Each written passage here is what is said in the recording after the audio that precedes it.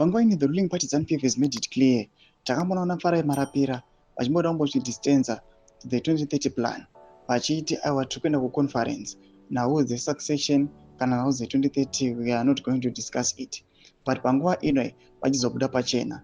Yesterday panoonekwa kunzi day before the starting of the conference inokunzi it is yet to start today on the 13th of October. They made it clear that the 2030 agenda or the resolution number 1, it is their official party position. Samina mashoko bila toko panguva ino ne ZANU-PF. To subscribe or like on the bell icon. Chipita paindo official page re ZANU-PF anoposta video ra Farai Marapira mumudanya wamchinzi.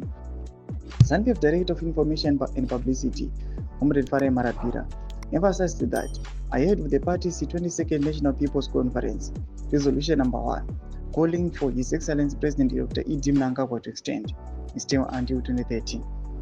As an official party position, he expressed confidence that the resolution will be implemented, highlighting that the President is a listening leader who has affirmed that the voice of the people is the voice of God. Domashwa rubuda panguva ino togonana Marapira panguva ino zvinoita it clear kuti they are going to endorse mutungamiri wenyika aiwa vachisimudza the resolution number 1 yakaitiwa last year on the last year's conference. Panguva ino achiti we are going to support it. Panguva ino tichakonvinza mutungamiri wenyika kuti arane aiwa another term, extendewe this current term to 2030. Tuze mafunguro enyu moti kudii pamusoro pechitiko ichi. Pinda comment section medu za mafunguro enyu. So subscribe or like, hit on the bell icon.